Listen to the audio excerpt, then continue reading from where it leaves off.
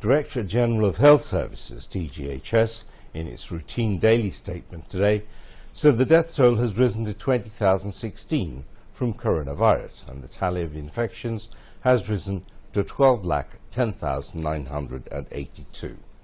The recovery count rose to 10,35,884 after another 13,470 patients recovered. The statement said 30.12% of 53,877 samples tested positive. DGHS statistics showed of people infected from the beginning, 85.54% recovered and 1.65% died. The statement said of the 237 deaths, 9 are between 21 to 30, 11 are between 31 to 40 years, 34 are between 41 to 50, 44 are between 51 to 60 years, 78 are between 61 to 70 years, 45 are between 71 to 80 years, 15 are between 81 to 90 years, and one patient who died was between 90 to 100. 149 out of the 237 people that died were male, while 88 were female.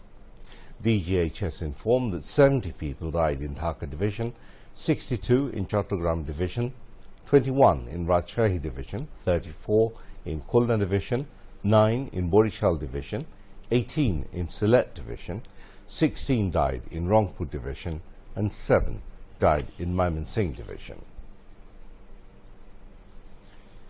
The countrywide vaccination program has been in place to tackle the coronavirus infections. More than 1 crore people have so far been inoculated with the first and second doses. As per data of the Health Directorate, as many as 58,20,033 people has received their first dose of jab, while 42,98,086 have received double doses. People are overcoming falsehood and propaganda in getting vaccinated. The government has further eased the process of getting vaccination. People at union and ward levels will be able to receive corona vaccines by producing their NID cards from August the 7th. Prime Minister Sheikh Hasina has directed authorities concerned to bring 80% people of the total population under the vaccination program. The government has been carrying out diplomatic efforts to procure necessary quantities of vaccines. Awami League General Secretary Obaidul Qadir has called upon all to do politics only for people during this hard time of the coronavirus situation. He has also called for extending cooperation to the government alongside raising awareness from everyone's position to tackle infections of the deadly virus. Obaidul Qadir made the calls at a briefing at his residence today. He said the overall economy of the country is in a good shape compared to other countries due to far-sighted decisions of Prime Minister Sheikh Hasina to save lives and livelihoods of people. Obaidul Qadir said there is presence of the Awami League from the centre to grassroots levels, and that is why intruders sometimes carry out controversial activities in the name of the party. However, organizational actions are being taken instantly once such activities are reported. আমাদের মনে রাখতে হবে জীবন রক্ষা না পেলে জীবিকা দিয়ে কি হবে। সরকার অবশ্য জীবন এবং জীবিকার মধ্যে একটা সমন্বয় করে করোনা সংকট অতিক্রমের চেষ্টা চালিয়ে আসছিল, কিন্তু এখন সংক্রমণ ও মৃত্যুর হার যেভাবে বেড়েছে তাতে করে জীবন বাঁচানোটাই সর্বোচ্চ অগ্রাধিকারের বিষয় হয়ে দাঁড়িয়েছে। তাই আমি জনমানুষের সুরক্ষা বিশেষজ্ঞদের সাথে পরামর্শ করে প্রধানমন্ত্রী শেখ হাসিনা যে সিদ্ধান্ত নিয়েছেন তার প্রতি আস্থা রাখার জন্য সকলের প্রতি আহ্বান জানাচ্ছি। আমরা যারা জনগণের জন্য রাজনীতি করি, এ সংকটে আসুন জনগণের পাশে দাঁড়াই। সংক্রমণ রোধে নিজ নিজ অবস্থান থেকে দল মত নির্বিশেষে সকলকে সচেতনতা তৈরির পাশাপাশি সরকারকে সহযোগিতা করার আহ্বান জানাচ্ছি। করোনা এমন ভয়ঙ্কর পর্যায়ে পৌঁছেছে যে এই অবস্থায় করোনা কবলিত মানুষের পাশে দাঁড়ানো আওয়ামী লীগের প্রথম এবং প্রধান কর্তব্য। তাই আমাদের পার্টি আজকে সর্বাত্মকভাবে করোনা কারণে ক্ষতিগ্রস্ত মানুষদের পাশে দাঁড়ানোর বিষয়টিকে অগ্রাধিকার দিয়েছে। Information and Broadcasting Minister Dr. Hassan Mahmood has said terrorism and anarchy in educational institutions existed only during BNP regime, but Awami League government has adopted a zero-tolerance policy against it. He said this in response to a statement made by BNP Secretary-General Mirza Fakhrul Islam Alamgir at his official residence in the capital today.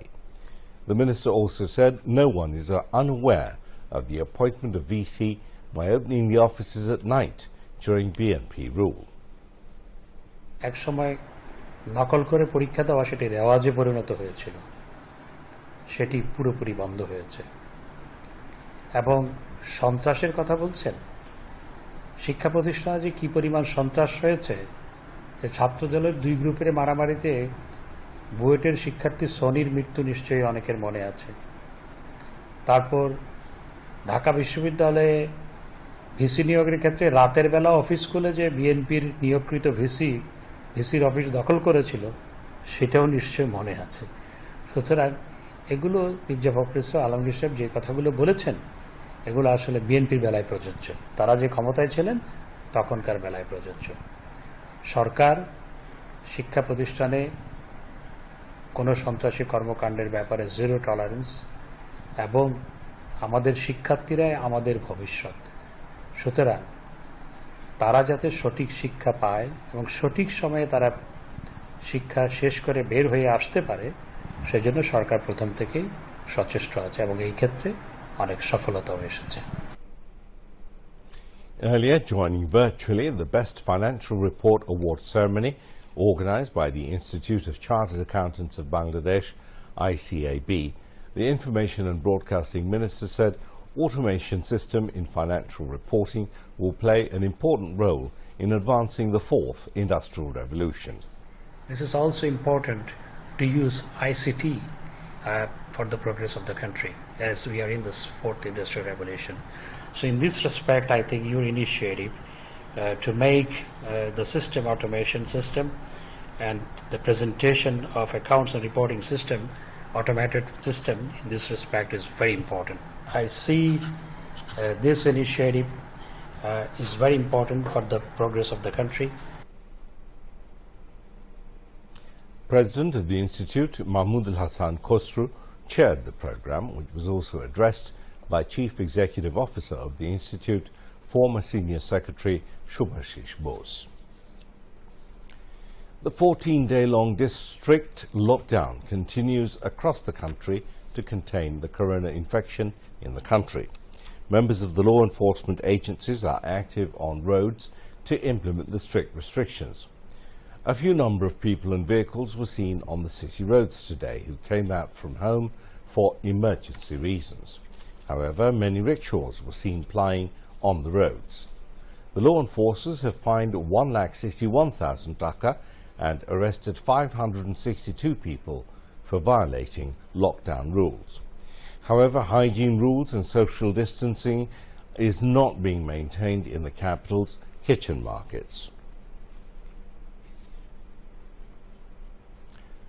Former Principal Secretary to the Prime Minister, valiant freedom fighter Dr. Syed Abdus Samad, who subsequently served as chairman of the then Board of Investment, died this afternoon at his Baridhara residence in the capital. Inna lillahi wa inna ilayhi raji'un. He was 79. Prime Minister Sheikh Hasina expressed deep shock and sorrow at the death of former Principal Secretary Dr. Syed Abdus Samad.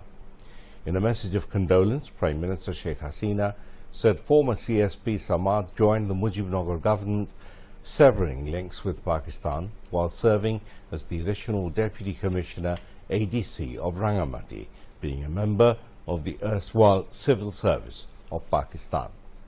The Prime Minister prayed for salvation of the departed soul and conveyed deep sympathy to the bereaved family. Awami League General Secretary and Road Transport and Bridges Minister Obaidul Qadir, Information and Broadcasting Minister Dr. Hassan Mahmood, Science and Technology Minister Architect Yafish Osman also expressed profound shock and sorrow at the death of the former Principal Secretary Dr. Sayyid Abdul Samad. The first namaz-e-janaza of Dr. S.A. Samad will be held at Baritara Jami Masjid at 10 a.m. tomorrow, and he will be buried at his family graveyard in Ghafargarh Upazila of Mymensingh following a second namaz-e-janaza after Zohar prayers. Now some international news.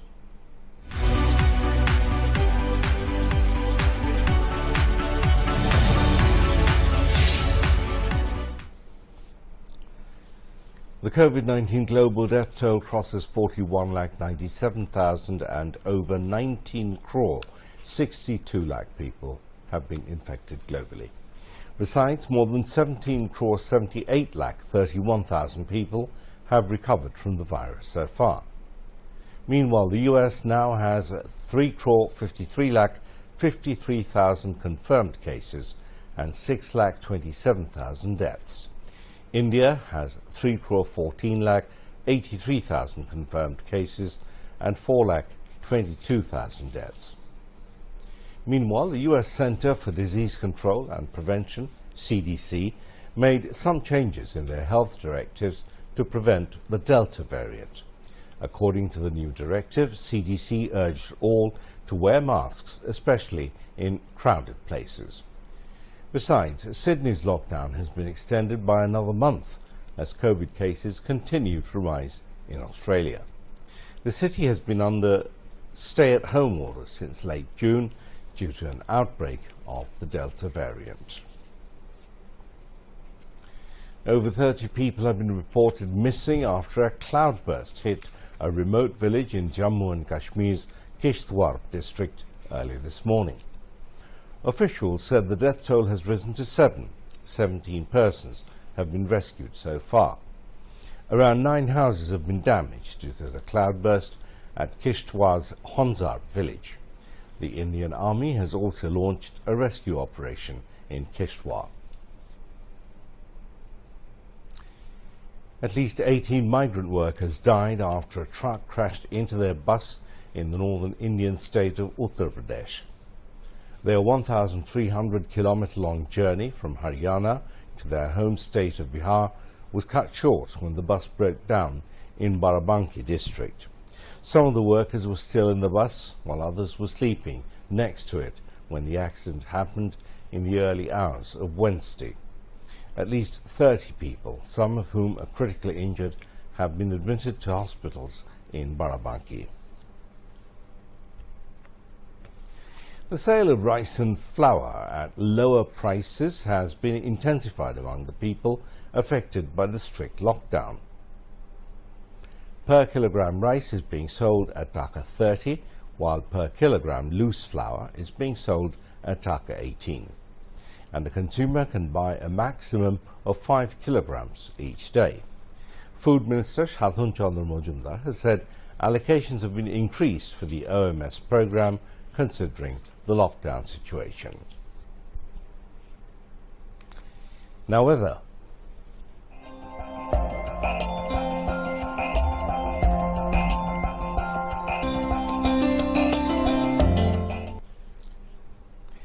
The Met Office has said the low-pressure area over North Bay and adjoining area now lies over southwestern part of Bangladesh and adjoining area as a well-marked low.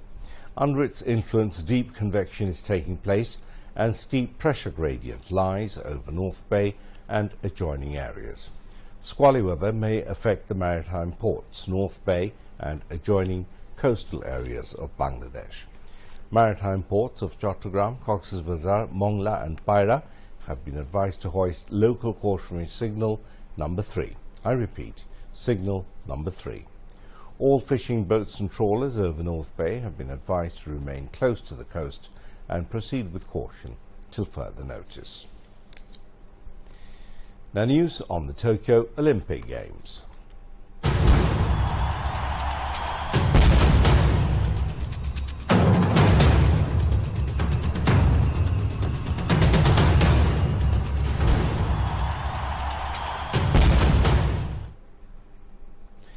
Host Japan moved to the top of the medals table, winning 13 gold, 4 silver and 5 bronze medals at the end of the 5th day of the Tokyo Olympic Games. China is in second position, having bagged 12 gold, 6 silver and 9 bronze. United States of America got 11 gold, 11 silver and 9 bronze and stayed in the third position.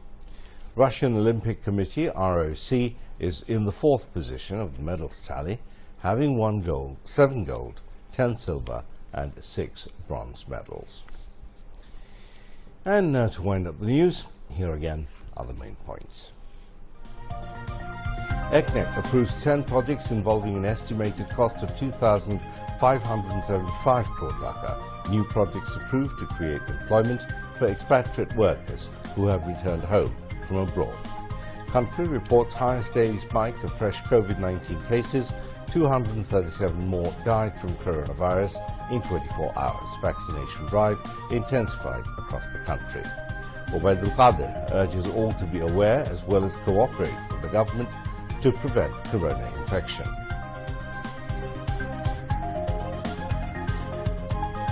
Terrorism and anarchy in educational institutions existed during the BNP regime. The Awami League government has adopted a zero-tolerance policy in this respect, says Information and Broadcasting Minister Dr. Hassan Mahmood. Government intensifies open market sales, OMS activities, to help people affected by lockdown. Rice is being sold at 30 taka per kg and atta at 18 taka. More than 9,000 died from coronavirus worldwide in a single day. Lockdown in Sydney extended for a month.